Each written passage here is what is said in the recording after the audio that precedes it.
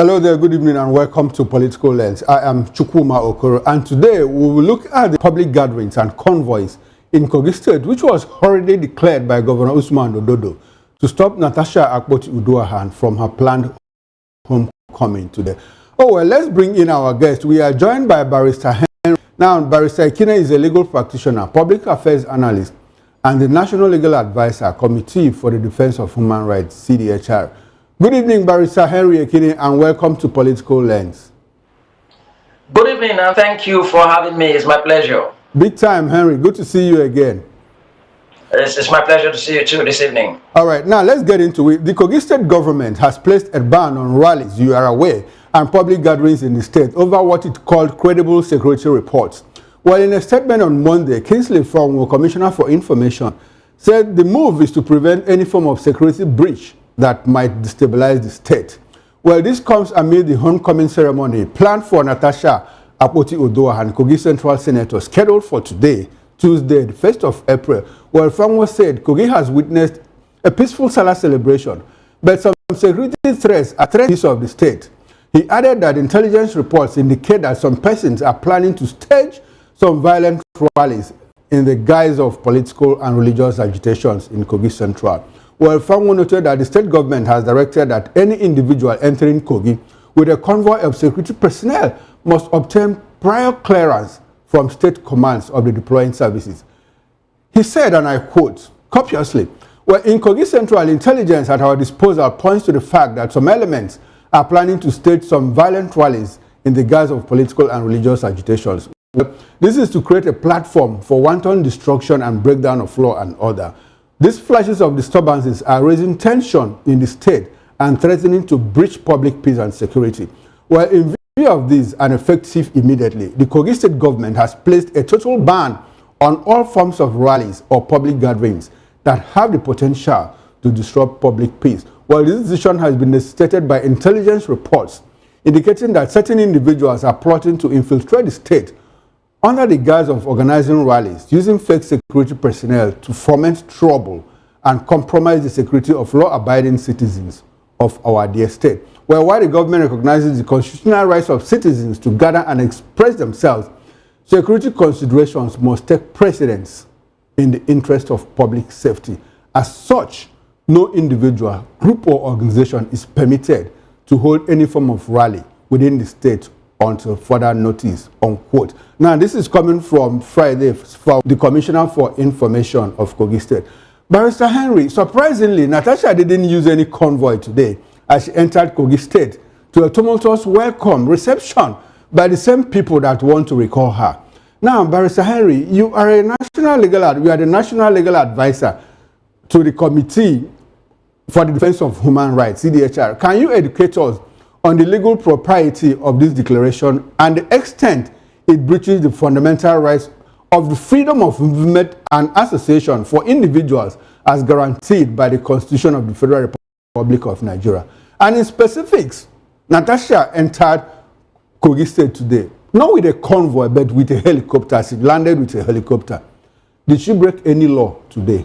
Let us understand. I mean, there are a lot of talking points here, and then it's quite disturbing.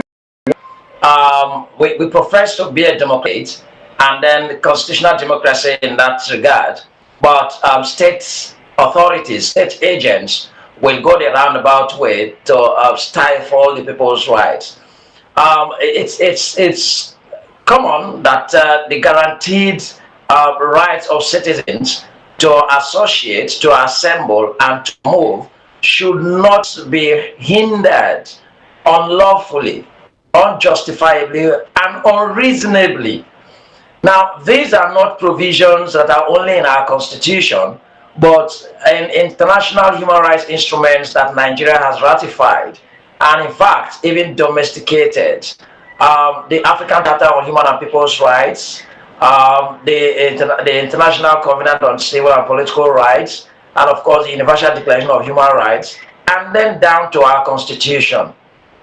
It is quite worrisome when it doesn't suit the interests of public office holders, when people, Nigerians, citizens want to express their fundamental rights, to assemble and of course to gather and then to express themselves, because all of what you do one way or the other is expressing yourself. So that freedom of expression includes appreciating somebody and of course and converging somewhere and having discussions. These are fundamental tenets of democracy.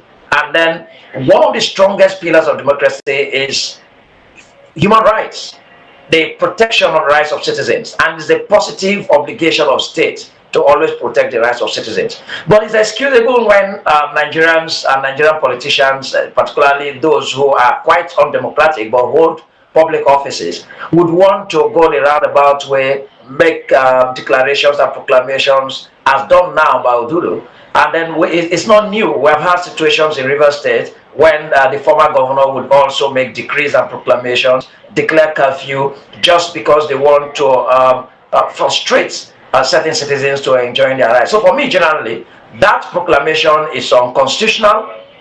It is a violation of the rights of those citizens. It's a contravention of the provisions of the Constitution. Yes, they would always go on the guise of a threat to security, national security, but it's not about the perception of an individual. Okay. These issues have to be real issues. Okay. All right, Barrister Henry, I like the fact that you talked about perception. I also like the fact that you brought in the issue of curfew, because as we speak, the local government chairman of NATASHA'S local government has declared curfew in the local government. Now, the government cites credible intelligence regarding the possible breakdown of law and order in Kogi State as the reason for the ban on public gathering. It is anticipatory, the possibility of breakdown of law and order. Now, because of that anticipation, they have banned public gathering and movement of convoys. Now, still on the point of law, does the governor have the powers to place such a ban on the basis of anticipation? Now, what does the law say about that? Because it looks like more like what the governor has just wielded the same kind of power that the president used on the basis of anticipation of breakdown of law and order, not the actuality of it, in declaring the state of emergency in a somewhat peaceful River State. Does the Constitution give the governor the power to do that? Now, the positive power the Constitution vests in the governor or the president is that of protection of lives and property and to ensure the security of all persons. And let me dare say that extends to the protection of these citizens who want to express their rights, not to limit the rights of citizens, but as much as possible. It is required that the obligation of state, even in making laws, let alone such proclamations and executive orders, even in making laws, laws should be made in such a way that will expand the exercise and enjoyment of rights of citizens, not to limit them. So it means that what the governor ought to do reasonably in a responsible democratic society, having got purportedly some intelligence report, is to provide security for those who want to express their rights. Those who want to come to exercise their fundamental rights are doing positive things. But the act of the government today, both the governor and the local government chairman, is negative. Negative in the sense that they are trying to limit the rights of citizens that are guaranteed in the Constitution. But they have left their primary responsibility under Section 14 of the Constitution to continually ensure the protection of lives and property, the security of lives and property of citizens. So what they ought to do, which is the point that we have failed in Nigeria and most African countries, is to rather, if you've got reasonable and believable information that some persons will infiltrate this rather peaceful and constitutional rights of citizens, is to provide security for them. They are entitled to be protected by the governor of Kogi State. Natasha and her supporters are entitled to be protected, not to be deprived of their own rights guaranteed in the Constitution in the guise of some probably even imaginary threats to security. Because it may not happen. So what happens if at the end of the day you suspend the Constitution with respect to the rights of these citizens, but ultimately after the day they were supposed to converge and express their rights, nothing really happens? So the state would have denied them their rights in the pretext that there is going to be a breakdown of law and order, where as a matter of fact the state is even supposed to prevent that breakdown of law and order, not by preventing the rights of citizens or obstructing the rights of citizens, but by ensuring that security agents are in those areas. Okay, what will take the states from deploying security men to wherever Natasha and her supporters want to converge and express their constitutional rights? What will stop the states? Even if it will require all of the state resources. A single citizen, it's just here that we don't regard the rights of citizens. A single citizen to all of the powers and resources of state to protect his rights. That's what is done elsewhere. If a single American is denied his or her right here in Nigeria, it will take the American states all of the resources and even the military and the entire power of the military to ensure that the right of that citizen is protected. What is happening to Black Africa and to Nigeria? Okay, all right. Barrister Henry would be to stop the hoodlums than stopping Natasha, which is more like what you just said. Now, doesn't that speak to some form of connivance, security agencies and political actors to persecute Natasha? Because the state police commissioner also said, Natasha, don't come because you cannot guarantee your safety. Rather than going after the hoodlums that the intelligence provided, they are now coming after Natasha. Isn't that some form of political persecution? Indeed. And in a responsible society, that police commissioner should resign. It means that he has only proclaimed by himself his ineptitude and incompetence, inability to guarantee the protection of a citizen of the Federal Republic of Nigeria, and indeed a senator of the Federal Republic of Nigeria and other supporters of that senator. It is unfortunate that a police commissioner would say to a citizen that, please, we cannot guarantee your protection. It means that you can't do your job. It simply means that you are inept. It simply means that you are incompetent. It simply means that you should be removed from that position. But here, you will imagine that that security agent, that commissioner of police, will be applauded because that directive may have come from somewhere above him, and then, of course, it's all conspiracy. I have said here that we have the conspiracy of the elites. It's only unfortunate that some of them, the elites, are becoming victims of that same conspiracy of the elites. It's usually generally a conspiracy against the Nigerian populace, the greater proportion of the Nigerian population, whom they quote common Nigerians, but there is no common Nigerian anyway. But then that conspiracy is beginning to affect even the elites, those who probably would have fallen out of the if you like, of the desires of those who are determining what should be. So Natasha today, we know all that has happened following the saga in the Senate about Natasha. So even if Natasha is an elite and one of those conspirators, the elite conspiracy against the Nigerian people, then today she's a victim of that conspiracy, and then the state powers are now wielding against her. It's that unfortunate. But that does not justify the action of the governor, the local government chairman, and the commissioner of police in Kogi State. All right. Now talking about police protection, during the reception, Natasha said things that are clearly very weighty in the face of the law. Even as a layman, I think that those words were very weighty. Natasha said, look, Godswill AKPABIO and Yahaya Bello want to kill me. It was very clear. She was very clear on that. They want to kill me, and they held a series of meetings where money exchanged hands, and they brought in Ododo to start the process of my recall. Now, as a lawyer, is it possible that Natasha, by the way, said that, look, I didn't tell my constituents, but I made representations before the Inspector General of Police. Is there a possibility that she could go to court to say, look, this person will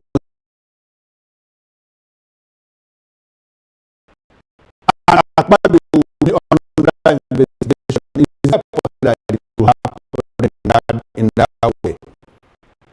Yeah, so, Honorable Senator Natasha. Senator Natasha has the right to elect to approach, because the Administration of Criminal Justice Law, or Act as it were today, they could commence a criminal prosecution of an individual, not necessarily going the route of laying a complaint before any security or arresting authority to commence investigation. You can go to the court and then file a process, a private complaint. And then that private complaint could commence criminal proceedings today under the administration of criminal justice law, criminal justice act, law in the state that has been domesticated. So if Natasha feels that there is a palpable threat against her life, and then even some threat of violence and some probably manifest action has been taken by anybody or agent of any person, she can approach the courts in that regard. But otherwise, Natasha can also petition the Inspector General of Police, the Director of the State Security Services, since she's a special citizen in that regard as a senator that requires the protection at that level. She could petition these institutions of state and then cause investigation to be carried out against these personalities. Recall that Yahya Bello is not under immunity anymore. He's the former governor of Kogi State. And then the president of the Senate is not under any form of immunity. He can actually be investigated and even be prosecuted. The Senate president can be prosecuted. But at this time, it's acting as if he's above the law, is law unto himself, and he cannot be investigated. I had called on the security agencies to investigate the allegations that Natasha had leveled against the Senate president. I disagree with the internal mechanism of the Senate, where the Senate committee is set up to conduct some form of investigation. I consider that as going contrary to the natural principle of fair hearing, where the Senate is now the accused, and then the Senate is accusing Natasha, and the same Senate is setting up the investigation and then the hearing process. I would have recommended a situation where there should be an independent commission of inquiry if it were a serious state, because the Senate president is about the third citizen of the country, and then the chairman of the National Assembly. It should be a serious concern that that kind of allegation is leveled against him. And then again, the security agencies should have commence some sort of inquiry into these allegations. But because one big man, Mr. Senate President, or common Senate President, a former governor of a state, and of course a supporter of Mr. President's agenda, who had declared to Nigerians that anything Mr. President says, they are going to say yes, and nobody will go after him. Otherwise, even if Senator Natasha is falsely accusing the Senate president, it is only a dispassionate, thorough investigation that will clarify that. Exactly the point. Exactly the point I wanted to make. Like you said, Barrister, like you said, there are so many talking points.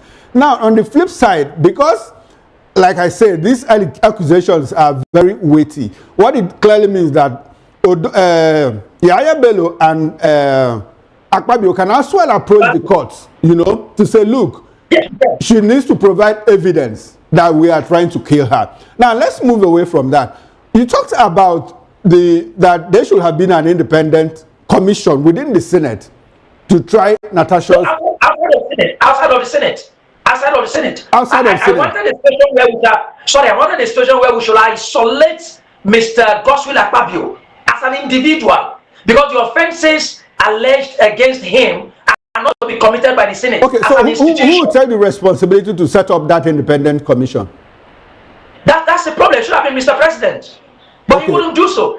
Mr. President of the Federal Republic of Nigeria, and Nigerians should insist that this is our country and sovereignty belongs to the people. The people can insist on Mr. President to commission an inquiry in this matter, and another they should isolate the Senate president. As a matter of fact, he should even rescue, or if you like, recuse himself, and should not preside over the Senate anymore until he clears himself of that kind of allegation. All right. We have a deputy Senate president that should preside in the Senate. He should go clear himself before he comes to preside. Talking about the Senate Committee on Ethics and Privileges, that first of all tried her on the suspension matter and now sat on the petition. People have argued that these are two different cases. Do you agree with them? Was there no conflict of interest where Neda Emaswen, who is the chairman of the Senate Committee on Ethics and Privileges, was the one that recommended Natasha's suspension, based on the fact, according to them, that she had, because of misconduct on the floor of the Senate, she violated House rules. And when Natasha now sent a petition to the same Senate, it was this same Neda Emaswen, head of that Ethics and Privileges Committee, that sat on the petition and said, no, she has no case. Was there any form of conflict of interest, despite the fact that there are two different matters in one?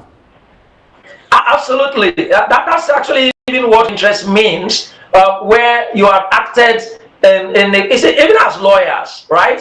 And as judges. If I had taken a matter and then I was handling a matter before I became a judge, and then while that matter is subsisting, perhaps when I was in chambers, and then I become a judge, it's only reasonable and natural that I should recuse myself from really presiding over that matter if it comes before me. And that the same way when you imagine the relationship between individuals. So it doesn't really matter whether there are actually two instances of cases before the Senate, but the same individual who Natasha had expressed her dissatisfaction with the decision of her suspension, and then she had brought the petition, and the same individual is handling that. He's only responsible. If I were the senator, I would just accuse myself. I wouldn't be the only person to determine the petition, to hear and determine the petition. But here, integrity and responsibility really do not matter the way we do things. And that's why I've said here, every Senate president himself, if he has the integrity he professes to have, he should recuse himself from even presiding. I say, oh, gentlemen, senators, don't bother about fighting my cause.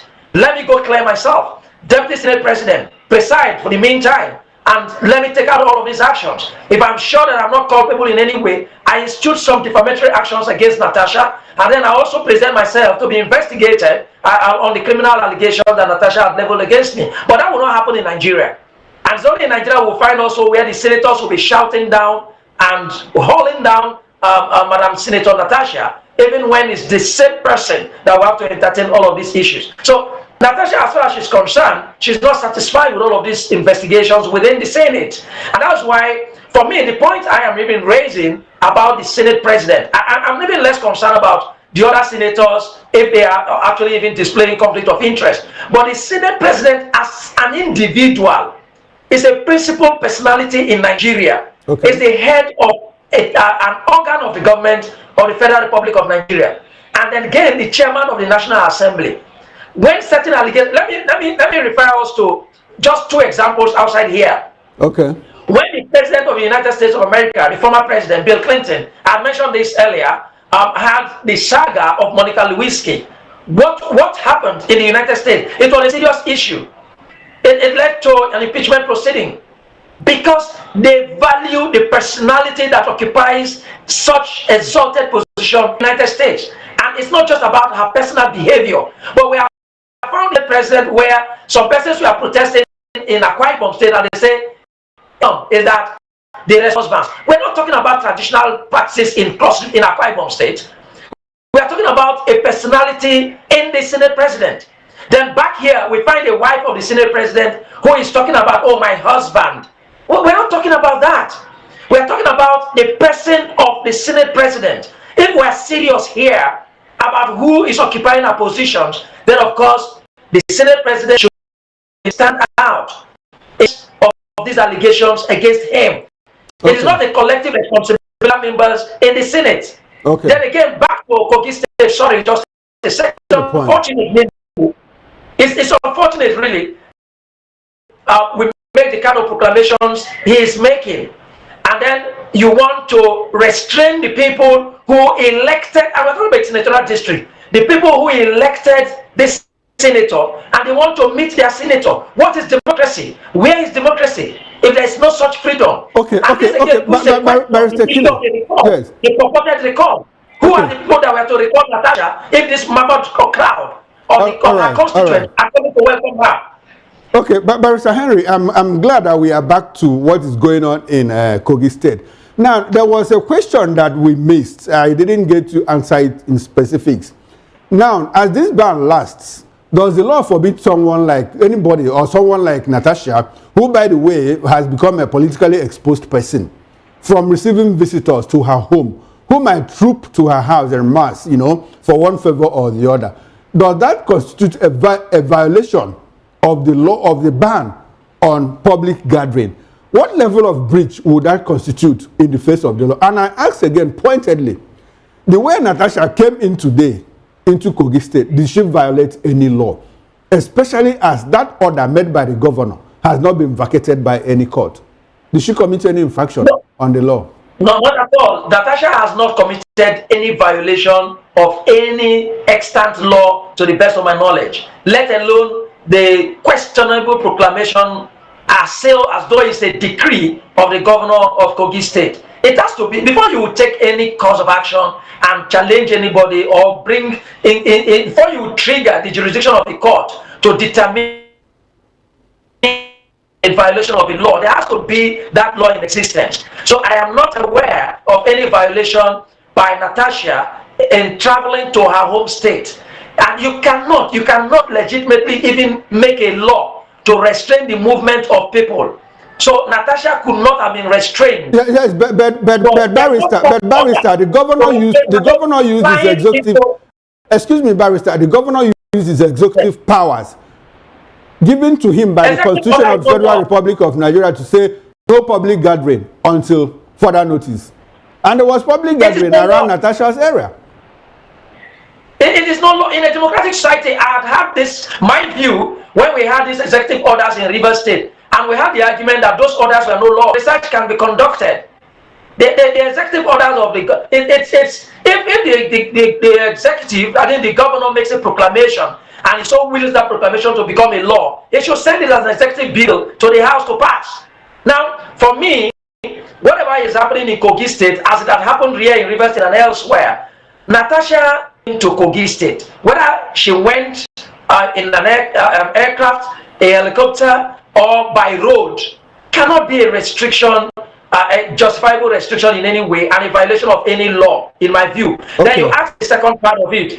Arriving at her home and then as support come to visit her cannot be a violation of even the proclamation of the governor that any public gathering in any public place. Okay, that's why all right, Henry, we need to run because we are pressed for time. We have more grounds to cover. Now let's look at the process of recall that the senator is facing now. Well, as a political pundit, who is a lawyer, by the way, what level of maybe the right word should be check? Can institutions exact on one another to curb executive excesses? What I mean is this: INEC is the body charged with the responsibility of recall. Now that we see INEC doing what they're very floppy in the eyes, how come the verified addresses of over 50,000 constituents within 48 hours? So is this, can Natasha challenge the process if she feels it is not transparent? And what is the possibility of her getting justice in Nigeria where citizens seem to be captured by the same government that should protect the liberties of citizens? Procedure for a recall, which is a way to check inadequacies or excesses of a legislator by the constituents of that legislator. That instrument is a constitutional instrument. It's by the Independent National Electoral Commission established under Section 153 of the that conducts election into that position. That the Senate election is to conduct some of the likeness of a referendum where the people, the constituents there, will by a petition to INEC with a required number of signatories to that petition that they intend to carry out a recall of their legislator. Then INEC will verify those addresses, which is of course now in commonplace, and then conduct some sort of an election again for a yes, and the required majority before that legislator will be recalled. Now, it's amazing, and really, I imagine that we have had that efficient INEC to conduct that verification of addresses and signatures of those purported constituents of Kogi Central, I believe, if I'm not mistaken, and then to verify those addresses and signatures for the purpose of conducting that election. Now, if they could do so in 24 hours, then I would imagine how efficient INEC has become. But you ask the further question, whether Natasha can question the procedure if she considers that it is faulty. Yes, of course. She's in it. So if she feels dissatisfied by the procedure, she can approach the court and seek restraining orders as appropriate, even and mandating INEC to do what is proper. So she can go to the court, seek some restraining order, injunctive orders, restraining INEC from going ahead if the procedure is not proper, or some order mandating INEC to do whatever. So that the window is open for her. All right. And again, if when she doesn't take that window before the recall, and the recall goes through purported to a close, she can still challenge the recall to the extent that the recall went through the process that was not known to law. Okay. All right, Barrister, in 2017, we were in Kogi State again. Because the people of Kogi West made an attempt to record the no Malaya, and the process was stalled because INEC couldn't verify more than 5 of the over 188,000 signatures that signed his recall petition. Well, with the desperation and the overzealousness of the combined powers in the Senate and Kogi State that want to take her out, do you see any constraints in the way that could stand in favor of Natasha? Well, it's unfortunate. I mentioned the conspiracy here, that even when we... I said constraints, not conspiracy. Constraints. No, I'm coming. I understand that. I got that. Okay. I had mentioned earlier the conspiracy of the elites. That's what I meant to say here. Okay. That when they are determined against you, generally it has been the conspiracy against us, the people. But they are becoming victims now. But when they are determined against you, impunity reigns. So they no longer bother about whether the procedure is right and whether the law enables them or not. So it will be difficult to imagine whether there will be constraints on the side of Natasha. So Natasha may be an extreme victim that could be taken to the slaughter, whatever it is, whether right or wrong. And then Nigeria, they will say, if you don't like it, go. And then unfortunately, the judiciary has been compromised with that conspiracy elite. I have said that the elite here that have conspired against the laws in this country, against the constitution, and against the people have become more than just the politicians and those politically exposed persons, but now includes the military, the army, and the judiciary. So all of these come together and they have a common purpose. If their target is against an individual and against you, I am sorry, it appears that it's very difficult for you to even imagine whether there will be a constraint. So that question you asked, whether there will be any constraint to getting Natasha out, or on the side of Natasha. No. But Barrister, what I actually meant is that are there constraints within the process that could actually be in favor of Natasha, like verification of signatures? Like the instance that I cited in 2017, and I couldn't verify up to 5% of the signatures that signed, the petitioners that signed to recall Dino Malaya, and it became stalled at that moment. Now, this process of verification has passed through. Are they going to do it again? The signature, I can't recall when they verified the signatures. The only thing they did was the addresses. I'm asking, are there constraints in the process that could be in favor of Natasha? Yes, those I understood, except maybe I wasn't presenting my response appropriately. The constraints could have been these legal constraints on the side of INEC, but in favor of Natasha, where if it were the case that the signatures and addresses were not verified to the proportion that would enable the procedure to continue, the process to continue, that would have been a constraint to those who want her out, but a constraint in her favor.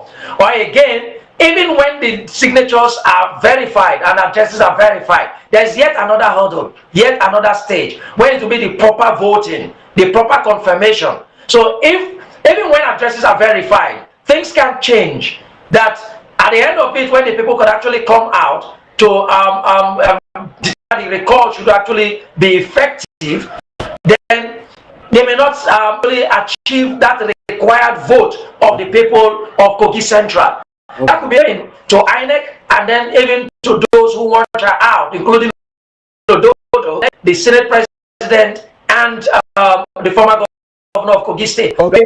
But if these constraints do not work in our favor, and our addresses and signatures are verified, and then the conduct is gone through, and then the recall goes through, and she's truly recalled, the only challenge or the only constraint to those who want her out may be if she approaches the court and she's able to establish any breach along the way in the procedure, and then the court agrees with her, then she may find herself again vindicated at that point. Okay, all right then. Thank you very much, Barrister. Procedural constraint, really. Okay, all right. Thank you very much, Barrister Henry. Now let's sit and chime in on a little bit on Rivers State where you are now. Now the governor suddenly started talking tough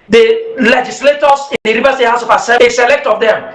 It was since October 2023 that they actually wanted to remove the governor. That was when they wanted to. The chief of staff now had actually just spoke a few days ago of the house that they were approached. He was to move the motion, that he should move the motion at that time in October of 2023. He refused. So who wanted to go that way made all the attempts. That has been the crisis in Rivers State for years. So it means that Martin Amaewhule and his colleagues have, and let me say here, the procedure for the removal of a governor in that Section 188 of the Constitution does not begin and end with the House passing alone. Never even declared state of emergency. Barrister, we had the same. Barrister, we had the same constitution. Barrister, we had the same constitution. Joshua Dario was removed. The pre-Alamese was removed. Rashid was removed with the same constitution. What happened? But let me say, it is only because the chief judge of those states aligned with those who wanted to remove. Okay. And let me say what I said in real terms again, just get a hint of what happened here. Now, the Supreme Court rescued Martin Amaewhule and his back. Are you aware that they started that impeachment process again? They did the notice of allegation, but you know where they are constrained? Their constraint was that the next stage they were to them by a resolution without debate to transmit that to the chief judge of Rivers State. But when they knew that the chief judge of Rivers State was not yielding to them, attack him. Okay. And they knew that there was no way they would have removed the governor if they never had the chief judge. Unfortunately, Henry, it's been very nice. So it's always nice to speak with you. Henry, it's always nice to speak with you. Now, last, you are in Port Harcourt. Help us to understand the kind of peace that exists in the state. Is it democratic peace or military peace? Which one? It's democratic, people-oriented peace. I'm deliberate in that description. With the people of Rivers State. Okay, a democratic peace with a military head. No. Nothing about the military head. The sole administrator in Rivers State is about instilling peace in Rivers State. He came here. There was no call. Even in his own addresses, he had said so that Rivers State is peaceful. He's going around even inspecting that are going on peacefully in Rivers State. So he has done nothing, and no military personnel has any role in peace in Rivers State. Oh well. It is the people. Thank you very much, Barrister Henry Ekine. Now this is where big thanks to you, Barrister Henry Ekine, good practitioner, affairs analyst, and national legal advisor committee for the defense of human rights, CDHI, and political lens. Thank you very much for having me. Okay, good. I would like to see you again, Henry. I would like to see you again very soon. I will be there. Thank you very much. Machines, ATMs no longer dispense money, cash withdrawal over the counter by depositors. Many Nigerians in some of the states already hit by the cash crunch expressed frustration in accessing cash.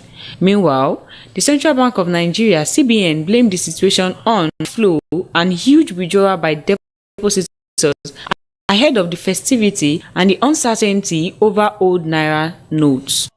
Here we are on the streets of Lagos to ask if they've been coping with the recent cash crunch. Bank is not paying, but I get cash from some of the people I buy goods from. And this economy is in shambles, complete wreck. So, it's people that have money that are outside. I'm still charging 100 naira or 5,000. We're looking ahead. Of course, individually, we have to, for us, no matter the situation economically, we are not perturbed. We are heading on, and we are, we have the victory ourselves. Yeah. On today's report, keep watching. My name is Omolola Akudu. Is marked 14 November every year. The birthday of Sir Frederick, who co-discovered insulin along with Charles Best in 1922. There's an opportunity opportunity to raise awareness about diabetes is a global public health issue and emphasize action needed to improve the prevention, diagnosis, and management of the condition. People living with diabetes in Nigeria varies, but range in millions. The International Diabetes Federation estimates that 3.9 adults in Nigeria have diabetes, which is of all cases in sub-Saharan Africa. Also estimates that at least 11 million Nigerians have diabetes, and that this number could double by 2045. This year's theme, Breaking Barriers, Bridging Gaps, buttress using the risk of diabetes. Dr. Paul Kusemijo is a public health practitioner. He emphasizes the need for a drastic diabetes. It's World Diabetes Day.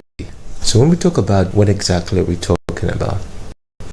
Diabetes is a chronic metabolic disorder, I'll say condition, where there is elevated blood sugar levels that lead over time to severe damage to the heart, the blood vessels, the kidneys, the eyes, the nerves, and different other organs in the body. Different types of diabetes. We have what we know as the type 1 diabetes, and these types are dependent on what we call insulin. So type 1 diabetes is what we call insulin dependent, and type 2 is non-insulin dependent. Type 1, which is the insulin dependent, is also called juvenile diabetes. But type 2 diabetes is very, very particular, and so we would major on today because that's in adults. And type 2 diabetes, here, before going to type 2, type 1 diabetes, which is juvenile insulin dependent, this is when the pancreas where the pancreas produces little or no insulin. It could be to do to different things. It could be to do to infection, tumor. It could be to anything. Going to type 2 diabetes, here is a resistance to the insulin produced, or the body doesn't take enough insulin. With this insulin is supposed to help fight the elevated levels of sugar. But here the body is producing a resistance, and into several things. So that's when type 2 diabetes occurs majorly, as I said before, adults. And it's in recent time, it's been on a high prevalence decades. It's been on a high prevalence rate, and you can see that there is insulin is it's very important for their use. World Diabetes Day centers on individual health and the importance of communities working together to combat the issue, and also ensuring that all people who are diagnosed with diabetes have access to equitable, comprehensive, affordable, and quality treatment and care. There is access for them. Now it depends on whatever location there is, rural areas, urban areas, there is access.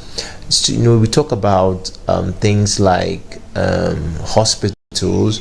You're having primary healthcare centers. You're having you have all these people, and all these people tend to always have what we know as blood sugar measuring devices, and they also tend to also so for example, you walk into a pharmacy, you go into a hospital or a primary healthcare center and tell you want to check your sugar level. There is easy access to where we can see these measuring devices or treat different things for this condition easily. But the thing is that many of us don't health serious, so we don't check these things, and then there are different symptoms we see that don't worry us, but these are things that should worry us. For example, a diabetic, when you're diabetes and you because of the high sugar in you, when you cut yourself, and you won't feel the pain, because now you're going to go into, but then there's things like diabetes, neuropathy, your nerves are damaged, or you don't feel any pain. And these are problems because you can put your hand over fire, so you can, and then you have wounds. The wounds refuse to heal, or they take a period of time to heal. These are signs you should, or you find the very common ones will see you taking excessive polyphagia, you're taking a lot of water, you find yourself eating a lot, and then you find yourself urine. Check your sugar level. Very, very, very important. And is there drastic measures? Yes. In Nigeria, it's been seen in recent times, the levels of in the world is rising in catastrophic numbers. To be self-aware, check our sugar level much more consistently now. We need to make that we are on a day-to-day basis, making sure that our sugar level is kept within range normally. So as I said, you find yourself that you eat a lot of water, urinate a lot. Please go to a doctor next to you, go to any hospital beside you, go to any lab beside you, and tell them you want to check your sugar level. And if your sugar level is high, please report to doctor so that you can easily be treated, and so that we can once and for all. Millions of people with diabetes facing daily challenges managing their condition, work and school. Diabetes care often focuses only on blood sugar, overwhelmed. Let's join hands in raising awareness, spreading knowledge, and creating lasting change for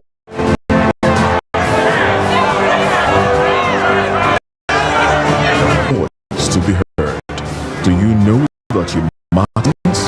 The People's Voice, the show where ordinary stage as we discuss the biggest stories that affect with you in mind.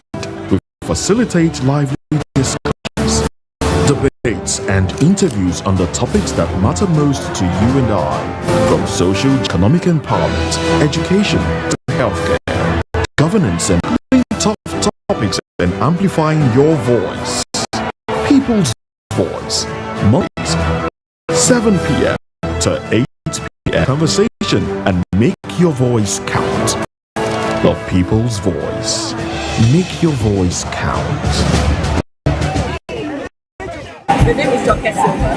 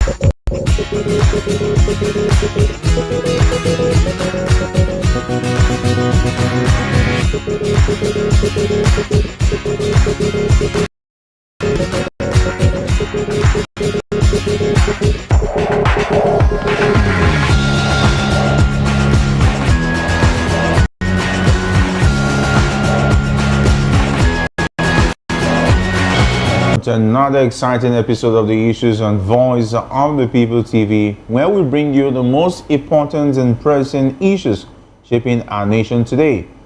I am your host, Jerry Apelahai, and tonight we will be diving deep into very major development in Nigerian politics. Of course, stay with us as we analyze these critical issues with our expert panel And this is a conversation you won't want to miss. We begin the show today proper, where Senator Natasha Akpoti-Uduaghan has accused Senate President Godswill Akpabio, Kogi State Governor Usman Ododo, and former Governor Yaya Bello of being responsible for any violence during her upcoming homecoming rally, which she plans to hold despite police orders to cancel it. She also criticized that the Independent National Electoral Commission (INEC) for allegedly aiding petitioners in a questionable recall process against her, highlighting the group behind the recall officially registered. In a speech, she urged her supporters to remain united and resilient against political oppression, particularly advocating for women's rights in challenging environments. Away from that, where suspended Rivers State Governor Siminalayi Fubara has called for patience among his supporters amid ongoing political turmoil, warning against any actions that could destabilize the state. He reassured the public of his commitment to peace while receiving support from a delegation of Muslim women who affirmed his legitimacy and prayed for his leadership during this challenging time. The crisis stems from a rift with his predecessor Wike, leading to impeachment attempts and a state of emergency declared by President Bola Tinubu in March 2025 due to escalating unrest and pipeline explosion. And still more, where Nigeria faces significant energy challenges with years of reliance on imported refined products and non-operational state-owned refineries until recently. Since the removal of fuel subsidies in May 2023, petrol prices have quadrupled, exacerbating the difficulties for citizens dependent on petrol for transportation and power generation. We can tell you for free that the Dangote refinery, which began operations in December 2023, aims to ramp up production capacity to 650,000 barrels per day, but the current pricing conflicts suggest ongoing instability in the petroleum market.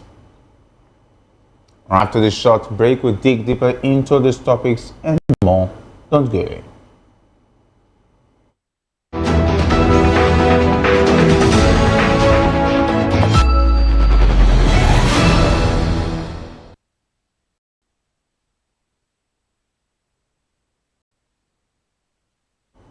Welcome back. Let's dive straight into today's discussion. All right, we started off with Senator Natasha Akpoti-Uduaghan, who has accused Senate President Godswill Akpabio, Kogi Governor Usman Ododo, and former Governor Yaya Bello of being responsible for any violence that may occur during the upcoming homecoming rally in Kogi Central. Despite a police directive to cancel the event, she remains determined to celebrate either victory with a constituent and assert that the ruling party's attempts to suppress her political will not deter her.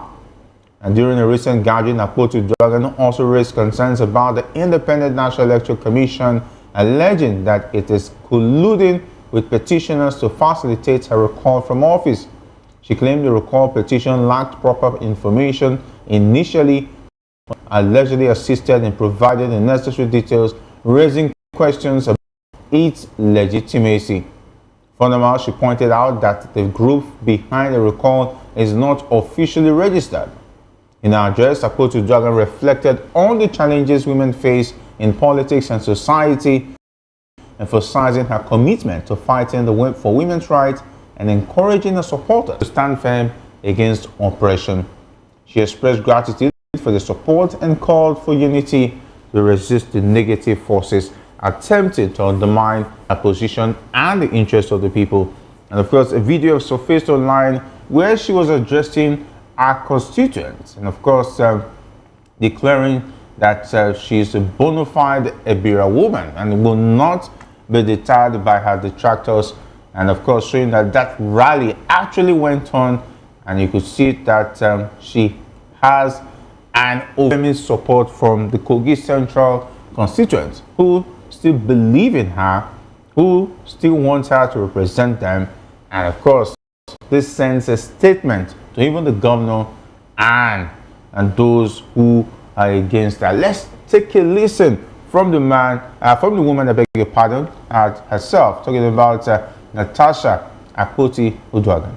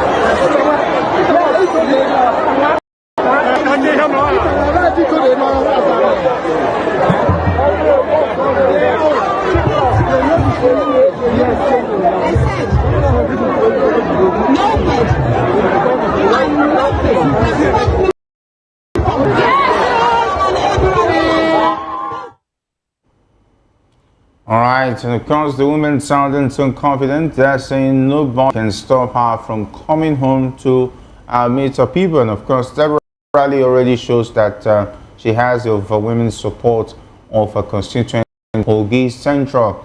And of course, to the much interest of all the opposition will take of this. All right, today I'm delighted to be joined by two esteemed guests. We have Mr. Peter Anoski. Mr. Anoski is a philosopher, development economist, and best-selling author. He is also an erudite commentator on economy, finance, politics, and power. To have you join us. Thank you for having me. And of course, also joining us virtually is Prince Nixon in the VC Okwara. Okwara is a public affairs analyst. Prince Nixon is also a political strategist, certified security and risk management expert, and real developer. It's good to have you join us on the issues this evening.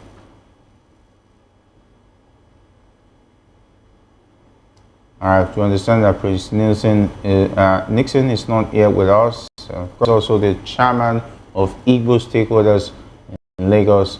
He was a member of the defunct APC Presidential Advisory Council and a fellow of the Chartered Institute of Management and Consultants in Nigeria.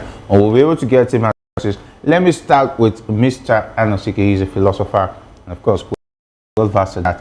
Taking a look at what you've seen so far with Natasha's latest movement, is that a declaration of overwhelming support from the people of Kogi? Well, it simply showed that whatever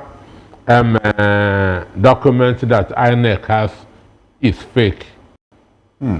It shows that the woman is in full control of her constituency. She come from the same constituency with Yahaya, and the woman won when Yahaya Bello was a sitting. So, which means she has more control of her constituency than the governor. So, whatever INEC, whatever this that they have, so if you minus this number, where did the INEC get their 250,000 people? So it simply shows that those names, those signatures did not come from Kogi Central. And I read the process of in the National Assembly. It is almost an impossibility it is almost an impossibility. Yeah, Yahaya Bello did everything to recon Dino. It couldn't work because of the process is not easy. They did it in such a way that it will favor them, those of them in the National Assembly. Since 1999 to date, no senator, no House of Reps member has recalled. So if this one works, it means that INEC is culpable. If this one works, because this video has told us that the woman has an overwhelming support in her constituency, that Kogi Central Zone is solidly behind her because of all the cushion that's by the state, by the police and everything, that nobody should turn up, that there should be no rally or anything. People still turned out to support her. So there's no other way of expressing it. INEC should quietly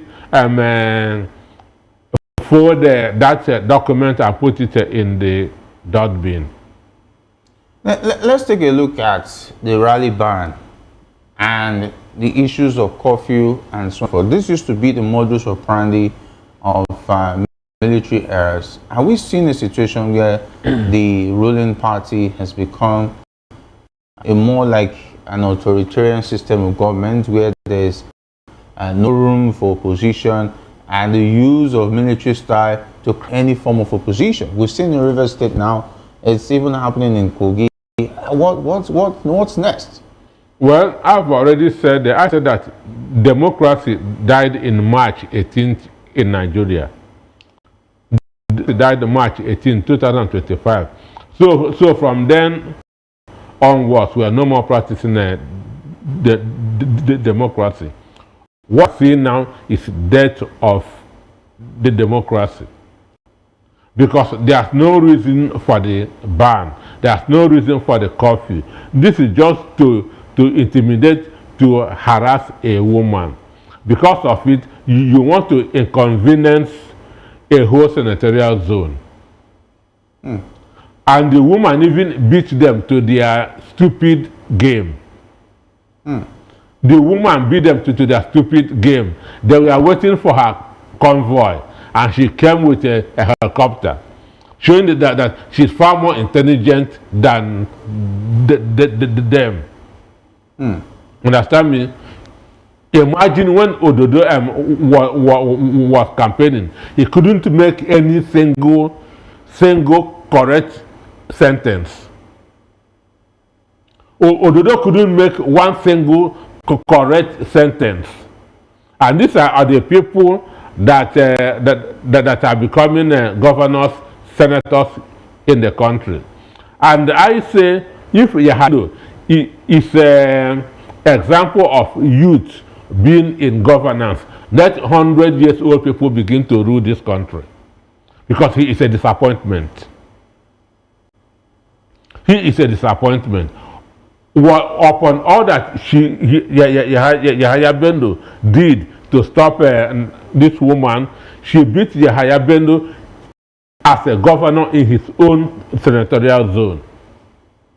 And taking a look at INEC being complicit, being compromised, what does this say about the electoral body?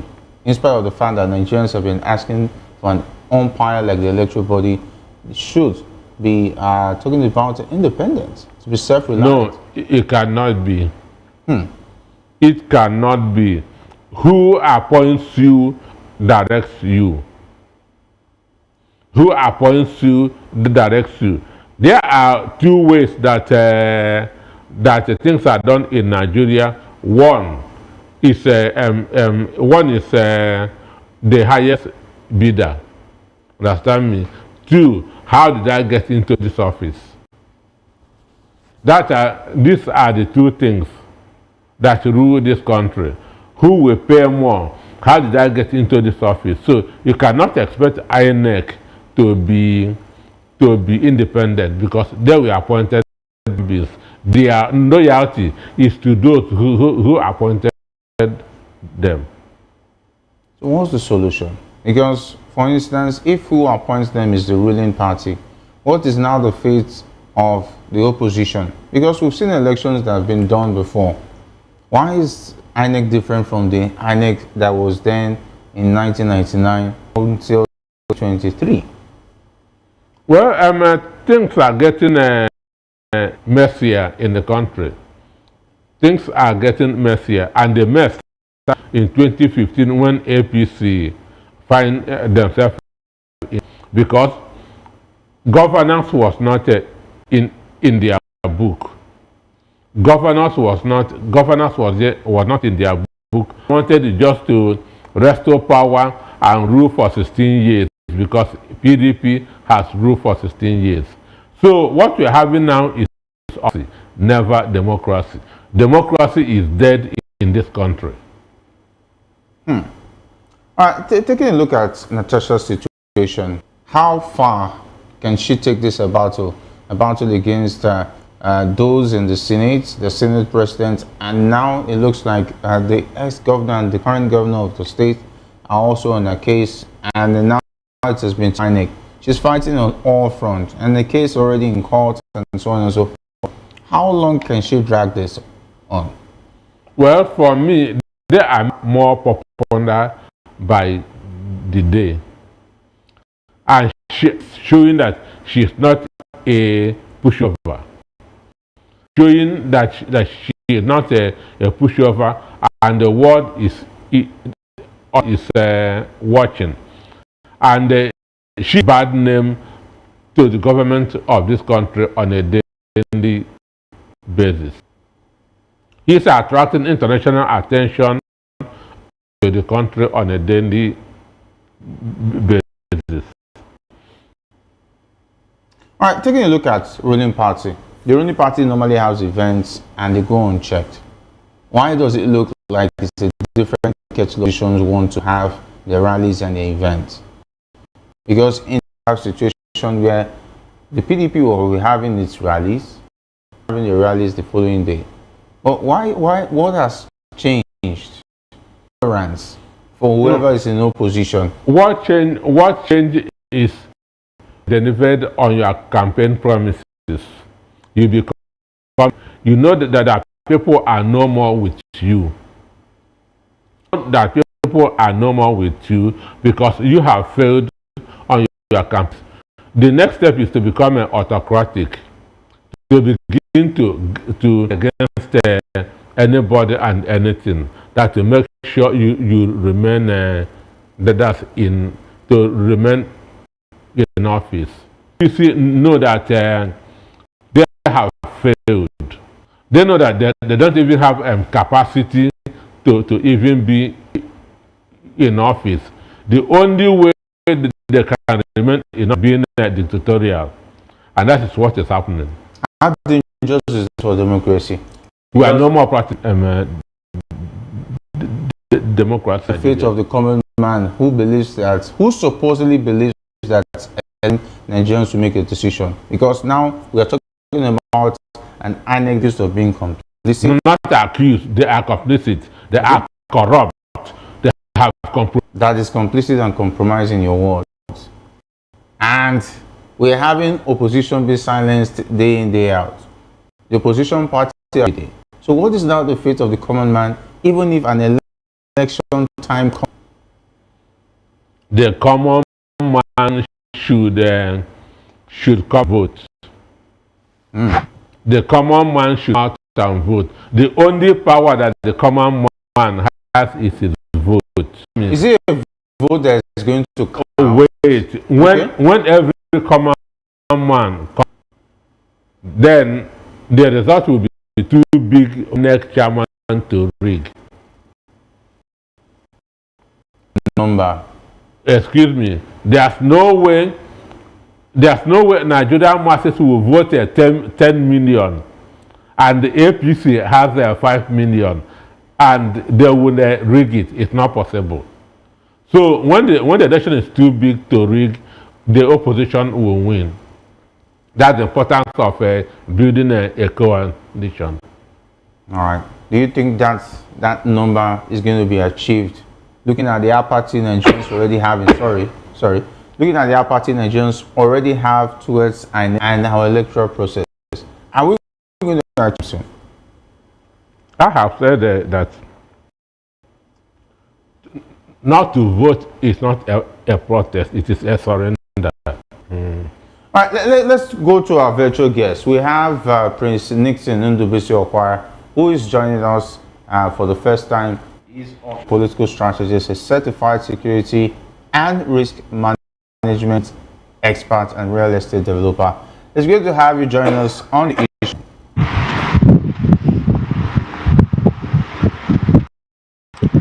Yeah, I'm fine. Good evening. Good evening. Yeah, we're just talking about...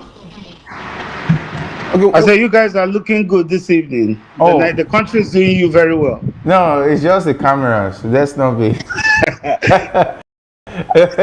let's just keep protocols and videos. Then we will have to go by, and of course, you're also looking fresh too. Thank you very much. It's all well and good where you are too. Okay, we're just talking about the political situation in Kogi State. Natasha was with her constituents, and we saw a good number of in Kogi Central joining her.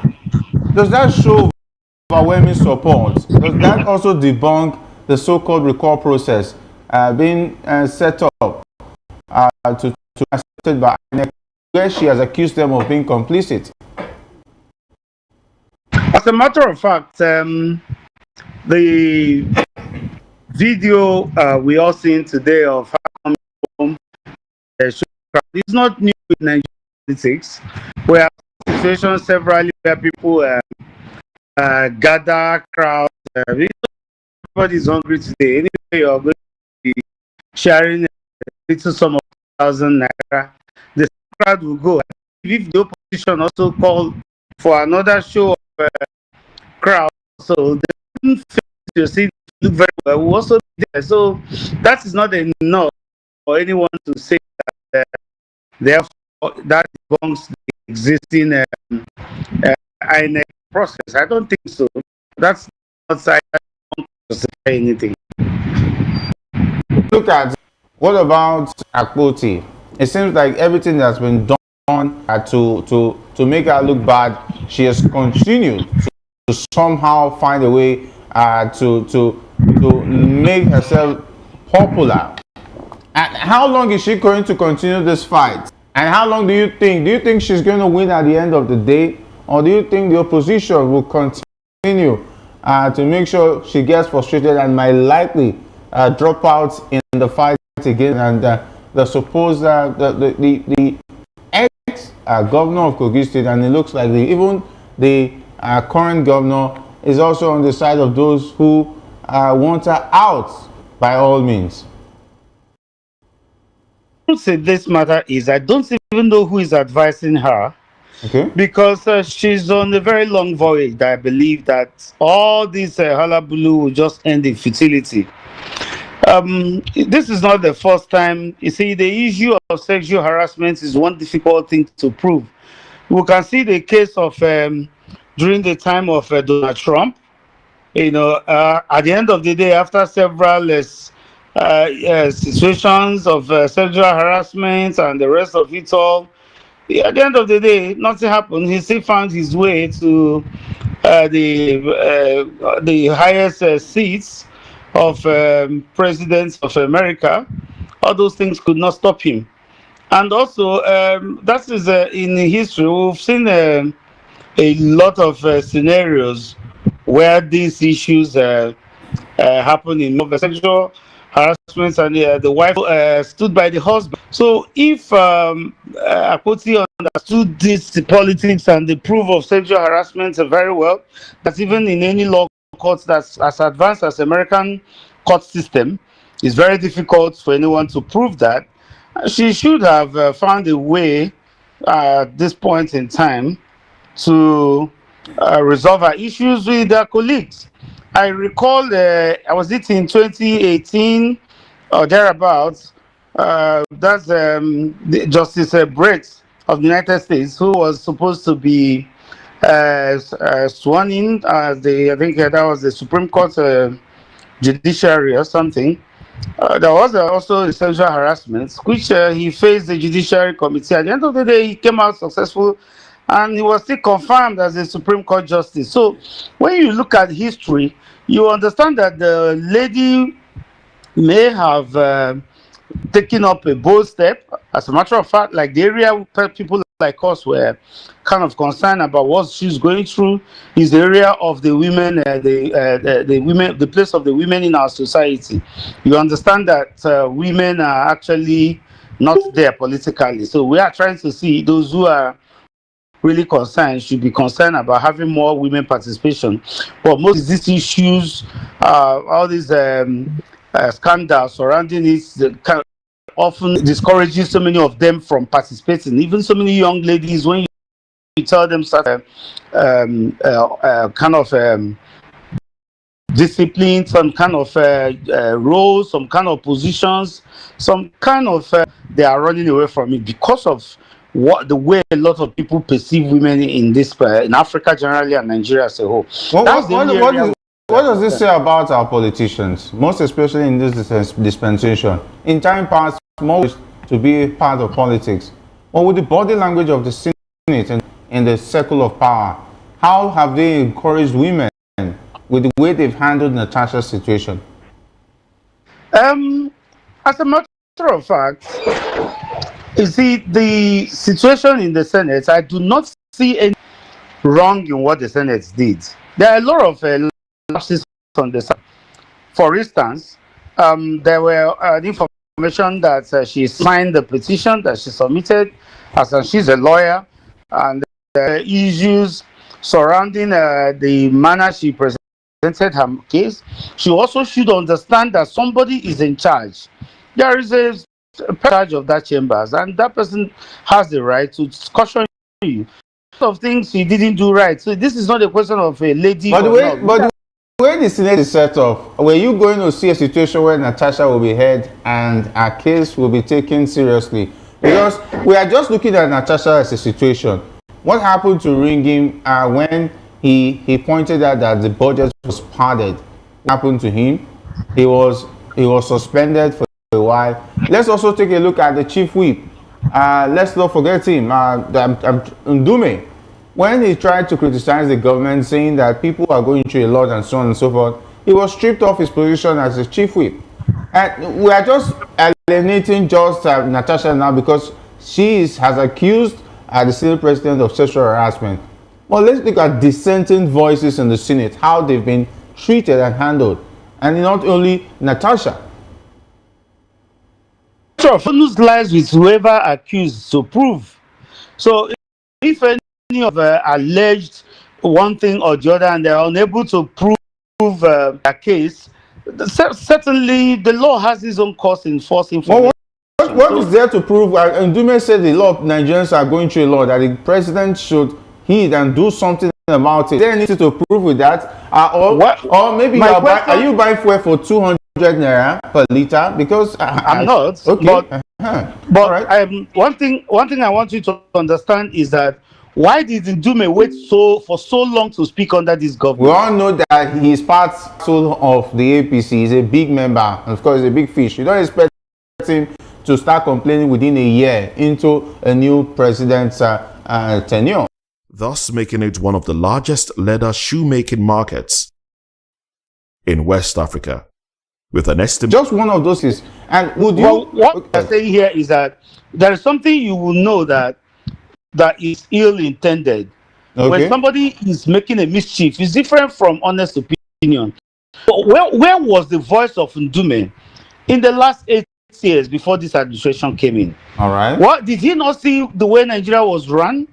Let us forget that all of us are APC. That's the abilities of actions and inactions of the consequences of the previous administration, and he says, "Don't pity me, because I'm going to face it." And he's taking the tough decisions. So this is the time Ndume and many of them now understand that they can speak out at governments, and all the while there was borrowing and disruption of this our economy in the last administration, there was no Ndume to voice out. You see, people should not be selective of what they say to the people, because they know that Nigerians are most of Nigerians are vulnerable, and we just buy into anything.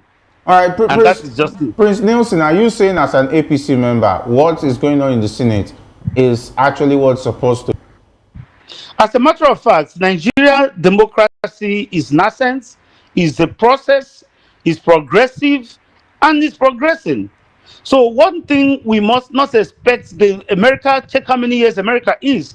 There was a point in time in America that they have to come back to their constitution and sit down to discuss it, that what brought America to where they are today. Nigeria hasn't even gotten to that point. We have not even looked at it. We are still enjoying what the military. This is the first time somebody can constitution and stand firm to address certain imbalances and constitutional and institutional failures. And that's the first time we are seeing somebody attacking the economy.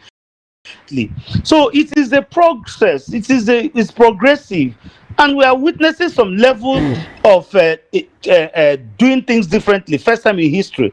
When you look at the economic approach of this administration, all the successive government, what have they been doing to the economy? They fix a dollar rate, they reduce subsidy, it's just patching the economy, and it has never been well. But somebody comes to say, those things that are impossible, I'm going to make them possible. Let us cry once and get well. And it's a bitter pill to swallow. We understand where we are coming from. And if Prince Nielsen, how do you patch the economy and to make sure that we cry? But the rich in the politicians are not crying. It's only the citizens are crying. Or Prince, are you also are you crying, or because are you crying telling us that things are going well, the process is working, things are being done differently? We have to wait for our democracy to be 100 years for us to benefit from the democracy? Not at all. We don't need to wait for the 100 years. Okay. But I want to tell you, since 1999 till date, this is the first time we are approaching our economy differently. The same thing has been done from Obasanjo to President Buhari. And our debt file is getting worse every day. We all forget when. Let's not forget when Obama power, our debt profile was almost at the barest minimum. Where did you get your facts from that this administration have been able to pay even up to 40% since this administration came in? If I'm not reading from maybe one junk journalist somewhere. Not about reading from one junk journalist. Fine, you are paying, but what you are also borrowing, does it tally in terms of the fact that this economy is going to recover and get better in the nearest future? Let's just be honest with ourselves, because economics is not my thing. But with the little we've seen so far, so good. Yes, you are paying 40% of. What about what you're also still paying in spite of that? As a matter of fact, there has to be an attempt to show up what is missing. So we have to run the government. Definitely. When the inflows are not meeting up with what the budgets are. There is a budget deficit. Government will also borrow. They have to meet up with their daily. The government will not shut down because of the fact that they don't want to borrow. The government business must go on. And when you look at this, we look at this borrowing. Where are they putting the money? They are all in capital projects. They are not borrowing for like what happened in the previous administration. But the better roads, the politicians are smiling more. They are buying cars. You have been I don't know if you are even maybe you belong to the opposition party. No, I'm a journalist. I'm looking at it. But you're economical with the truth here. What more roads have been constructed so far? Can I tell you? When you look at under 2 years, the Lagos Calabar road is under construction. When you look at what is happening on the I don't know if you've been to Abuja recently, there is virtually no place in Abuja now that the road is not connected. Infrastructures that are going on in this economy present, and the government is living up to that. So why don't you look at them? Mr. Anosuke may have something to say, because now you are telling me a lot of all these beautiful words of project. And in time past, when governors do this project, at least Nyesom Wike was governor of Rivers State, was always showing us project that has been constructed. I don't know whether you do projects and hide them, the videos, or you hide it from the public to see, so that the world will know that you want the world to know what you're actually doing with the funds you've been given. Mr. Anderson. I want to start by setting the record straight. Okay. In economics, Tinubu is the worst we've had in this country. He is the worst we've had in this country. Ndume was suspended in 2017, Senator, for criticizing Buhari's government. Ndume was suspended. In America, America has a different constitution with Nigeria. In America, you can rule from prison. So Donald Trump was found guilty of the 34 that he faced. So if he's in Nigeria, he would not have contested the election. Bill Clinton was impeached by the Congress because of what he did. So I'm setting the record straight. So saying that it's not easy to prove sexual harassment. Donald Trump was found guilty for the hush money that he paid. He was found guilty by the court in New York. Bill Clinton was impeached by the Congress, but the Senate saved him. That was able to complete his term in office. Then our Senate is a secret court. It's a secret court. That's why I told you even before that nothing will come out of this, because this is the worst Senate that we've ever had in this country. The 10th Senate is the worst, the most corrupt Senate that we've had in this country. So in the Senate, Natasha will not get her way. But in the conscience of the people, they know that she's right. In the conscience of the people, she is fighting a just cause. In the conscience of the people, she is right, she is fighting a just cause, and the video we saw today show that her people are with her. Bendo was a governor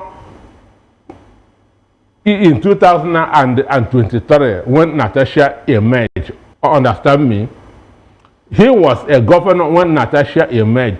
He did everything to frustrate her. At the end of the day, because her people was with her, she emerged.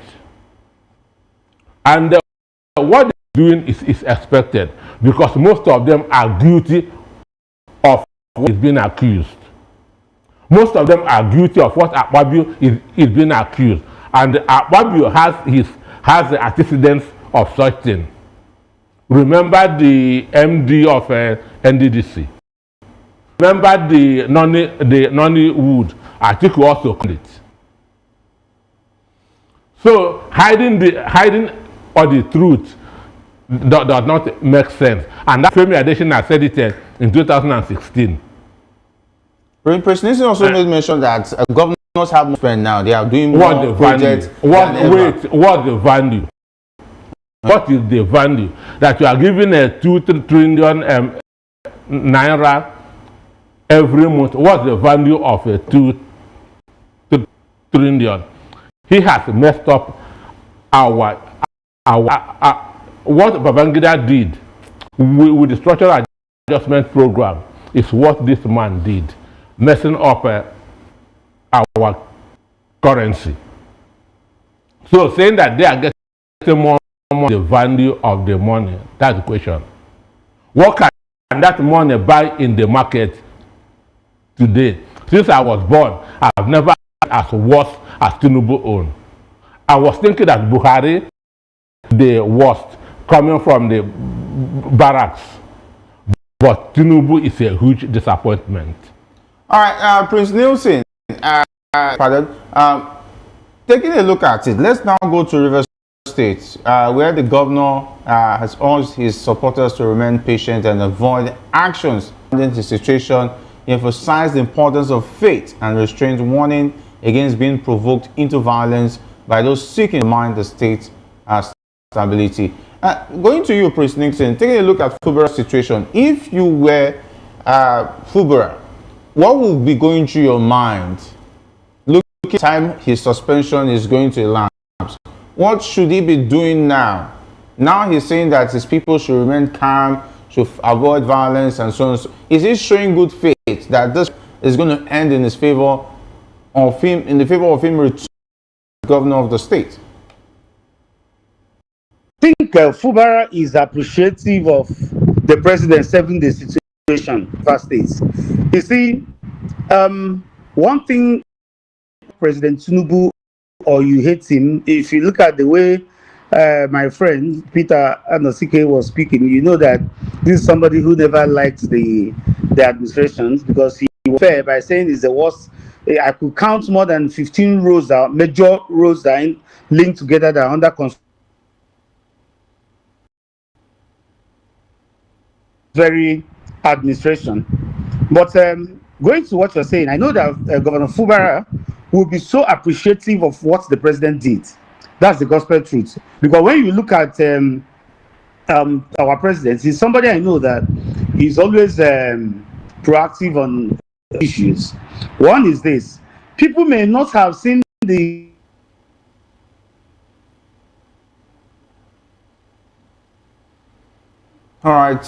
all the security reports to himself. He knows what was coming up in front. He knows what could happen. So he does not need to allow things to go bad. You know, Nigeria, we like a bad situation before we take steps. I give you an instance. You look at sometimes in some parts of Lagos State where you see trailer load and trucks parked side by side. Nobody remembers to do the needful until maybe there is a fire outbreak or something. That is when people will not react. That is when we will react on such issues. But for instance, is a person we know that he is proactive in anything. He wouldn't want it. So people might not be seeing what he's seeing. But I know that by now, Fubara would have understood it, that if President didn't do what he did, he would have still lost his seat, lives would have been lost, and he could not have enjoyed the securities if he loses his seat in the manner it could have happened. So I were in his shoes, I would be happy that it happened. Then take this as a moment of solitude. Go back and think over what he didn't do very well, the things he didn't do, and if he has a chance to, what he would do differently. That is that if he has a chance, or you don't see. As a matter of fact, if what is happening, you just imagine talking about the economy, and people are blowing up the pipelines. If those things persist, do you think the president will fold the hands, allow the economy that is even go down to beyond repair? He will not. But he has just said that the pipelines people should not go into a violent situation. It means that he's calling for peace and decorum. Exactly, that's what I'm saying. So he would have seen it that expensive that peace is better than the cheapest kind of war. For him now, it should be a moment of solitude. He should think and reminisce over what he didn't do and the things he did that brought us to here. The policies are not a religious gathering. So it's not one organization. All right. Okay, we are pressed for time. We understand that filling stations in Lagos have increased fuel by 17 naira, from 816 naira to 913 naira per litre. This looks like this. I don't know what's going on, because Dangote has halted at the sale of. Is it that the NNPC is not planned? They don't make plans. They don't look at future plans. I want that with Tinubu's so-called mosaic actions. Okay. In 2004, when Obasanjo declared state of emergency and removed Joshua Dariye and appointed General Chris Ande, Tinubu criticized it. Tinubu called it a derail in democracy. In 2013, when Jonathan declared state of emergency in 3 states in the northeast, Tinubu again criticized it. Understand me? Okay. So what he was seeing then, no more seeing it.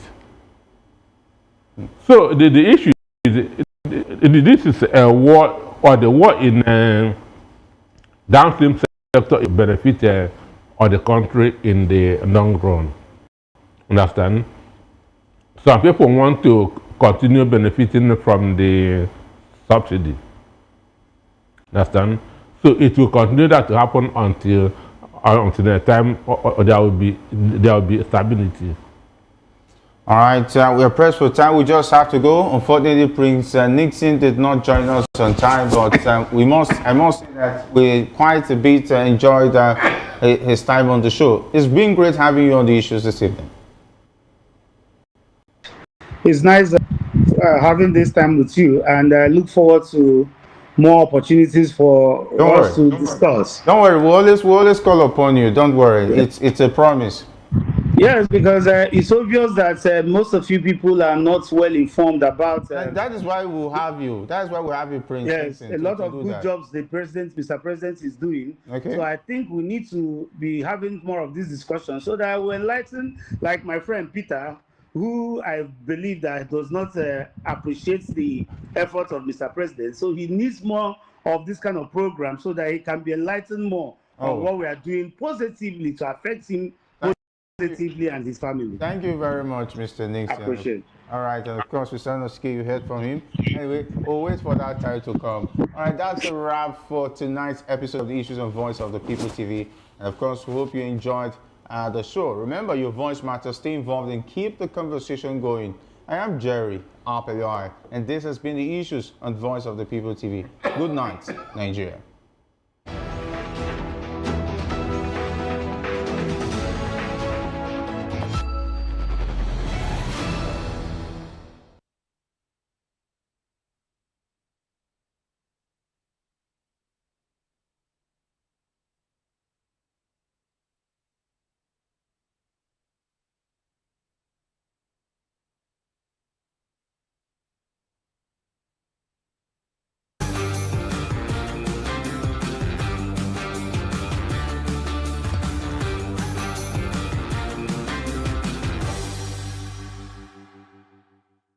My name is Promise Nkwachukwu. Well, I'm from Abia State, Bende local government, Item, to be precise. I'm able Item.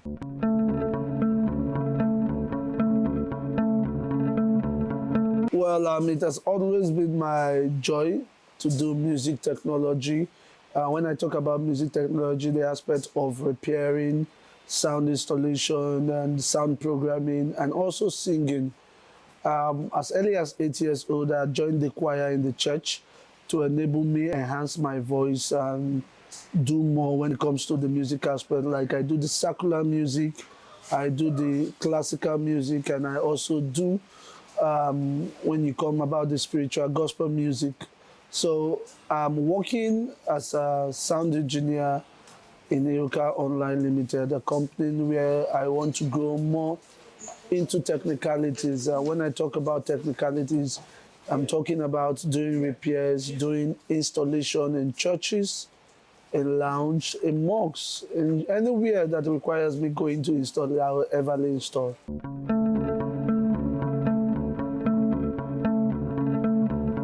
Audio installation is a thing of joy because for me it's all about working with passion. Now when you talk about audio generally, it has to do with the implementation of gadgets, mixer, the amplifiers, and the speaker management, installing, having to climb the roof. And it's not easy because most times being scared of falling and a situation whereby the ceiling of where you're installing is not firm, you can be endangering your life. So it's something that we are very, very careful. But we work with perfection, and everything I do by the grace of God is 100% perfect.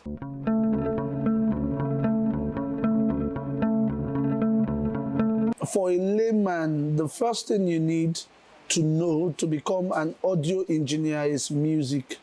I studied music in school, then I went into the technicalities of music.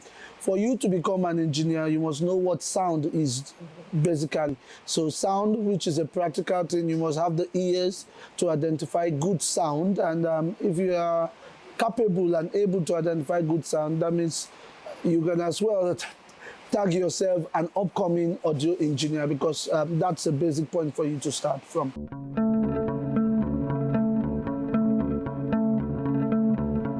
When it comes to my profession, I put a limit to it in terms of working duration. Like for each day, I map out time and say, this is what I want to achieve. This is what I want to get done today and make sure it doesn't collide with going out with the family, going out to, with my wife, and also enjoying myself, because work and no play makes Jack a dull boy. And that's where I could make Promise a dull boy also. So I make sure combine both of them. One isn't taking the other one's time.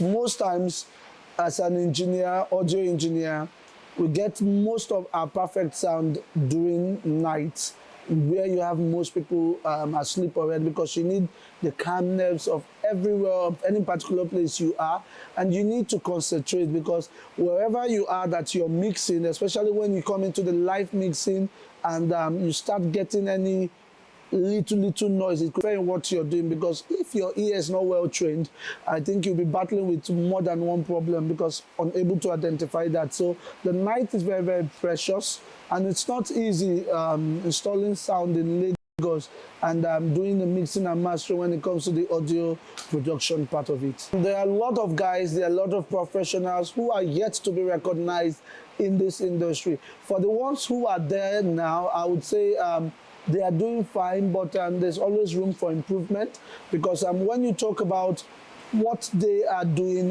for every movie I watch, for every music video I watch, the first thing I put into consideration is the sound.